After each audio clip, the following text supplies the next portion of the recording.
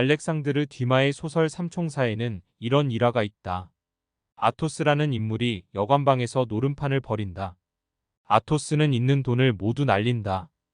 돈이 떨어진 아토스는 이때 데리고 있던 하인을 걸고자 했다. 노름판에 판 돈에 비해 하인의 가치가 더 높자 아토스는 하인의 소유권을 5개로 쪼개는 소유권을 분할을 제안한다. 다른 이야기가 있다. 고대 메소포타미아 지역에서 발견된 최초의 기록 문자는 회계장부다. 수메르인들은 기원 전 4영년에서 2영년경 사이에 점토판에 문자를 기록한다. 내용은 대체로 경제 혹은 거래 관련 내용이다.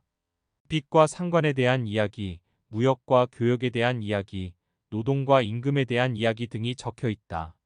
농업혁명이 일어나고 최초의 문명은 농경사회였다. 이후 사회는 고민한 적 없는 문제에 직면한다. 농경은 채집과 수렵처럼 즉각적인 보상이 이뤄지지 않는다. 동물을 사냥하고 열매를 채집하면 보상은 즉각적이다. 그 자리에서 식량을 나누고 분배하면 그만이다. 반면 농업은 그렇지 않다. 오늘 내일 노동력을 투입해도 즉각적인 보상이 없다. 고로 식량을 미리 지급받고 노동력으로 되갚거나 노동력을 미리 투입하고 식량을 일시에 받아야 했다. 지급 지연은 신용이 필수적이다. 다시 말해 현대 경제의 특징이라고 말하는 신용경제란 비교적 최근이 아니라 꽤 오래된 개념이라는 것이다. 식량이 먼저 필요한 수메르인은 식량을 먼저 지급받고 내용을 점토판 위에 기록했다. 이후 그 가치만큼 노동력으로 되갚았다. 누군가는 노동력 투입 내역을 기록해 두었다가 수확 시기에 더 많은 식량을 배급받았다. 다시 말하면 고대인들은 단순한 물물 교환이 아니라 복식부기를 통해 차변과 대변에 들어갈 내용과 금액을 분기하여 기록한 것이다. 장부상으로 부채나 자본 증가, 이익 등이 기록되면 사람들은 실제하는 물물이 아니라 미래의 보상에 대한 권리를 주고 받을 수 있다. 쉽게 말하면 이렇다. 철수와 영희가 있다고 해보자. 철수와 영희는 매년 11개의 사과가 열리는 사과나무 씨앗을 심기로 한다. 이후 씨앗이 자라서 사과가 열리면 그것을 나누기로 한다. 철수는 영희보다 일을 귀찮아한다. 고로 철수는 1년간 30일을 일하고 영희는 300일을 일한다. 이때 사과나무에 사과가 11개가 열린다면 몫을 어떻게 나눠야 할까? 노동력 대비 보상이 합리적이다. 이 둘의 노동력 투입비는 1대 10이다. 고로 철수는 사과 하나를, 영희는 사과 10개를 가져간다. 이런 규칙에서 가장 중요한 것은 장부다. 장부를 얼마나 신용할 수 있는가? 그것을 권력이 보장한다면 그것을 신용할 수 있지 않을까?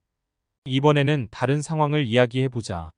1년이 되어갈 때쯤 사과를 하나만 받게 될 철수는 사과가 더 필요하다고 생각한다. 고로 영희로부터 4개의 사과를 빌려야 한다고 생각한다. 영희 또한 비슷한 생각을 한다. 사과 11개는 혼자서 다 먹을 수도 없다. 다 먹지 못한다면 썩는다. 영희는 철수에게 사과 4개를 빌려주겠다고 말한다. 다만 다음 해에 수확한다면 사과를 5개로 갚을 것을 요구한다. 영희는 철수가 열심히 일하지 않는 모습을 보게 됐다. 고로 그의 상환 능력에 의심을 갖는다. 그 미래의 불확실성에 대한 리스크의 가치로 사과 하나를 더 요구하는 것이다. 이렇게 실제 사과나 화폐가 오고 가지 않으면서 영희와 철수는 신용거래를 한다. 신용거래에서 위험부담에 대한 가치가 이자가 된다. 이 또한 장부에 기록된다. 자본주의는 여기서 특이점이 발생한다. 영희는 사과 4개를 빌려주고 사과 5개를 요구한다. 그러나 위험의 가치로 요구한 사과 1개는 실제하지 않는다. 매년 11개가 열리는 사과에서는 2년간 22개의 사과가 열린다. 다음 해에도 철수와 영희는 사과를 똑같이 분배한다. 그러나 철수는 존재하지 않는 사과 하나를 갚을 방법이 없다. 고로 사과 하나에 대한 미수가 발생할 여지가 더 커진다. 철수는 방법을 고민한다. 그러다 옆 마을에 사는 길동을 찾는다. 그리곤 함께 사과나무를 기르자고 제안한다. 먼저 사과 2개를 줄 테니 수확 후에 셋으로 갚으라는 것이다. 길동은 일단 이 조건을 받아들인다. 일하지 않았음에도 사과 2개가 생겼고 이후 사과나무에서 사과가 열리면 갚으면 된다는 논리다. 이렇게 길동은 일하지 않고 사과 2개를 얻었다. 자본주의의 꽃은 주식이라지만 열매는 인플레이션이다. 자본주의는 결코 후퇴하지 않고 반드시 성장을 기본값으로 가진다. 자본주의는 성장하지 않으면 무너진다. 바로 존재하지 않는 사과가 늘어나기 때문이다. 사과를 빌린 이들은 받은 사과를 통해 새로운 수입원을 만들어야 한다. 사업이 확장되면 인플레이션은 아래로 내려가며 확장된다. 중앙은행이 일반은행으로 돈을 빌려주고 일반은행이 기업에 돈을 빌려주고 기업은 성장을 담보로 주주를 찾는다. 다시 이들은 시장에 흩어진 사과를 모아다가 중앙은행으로 보낸다. 즉, 전 세계인을 상대로 한 다단계 피라미드와 닮았다.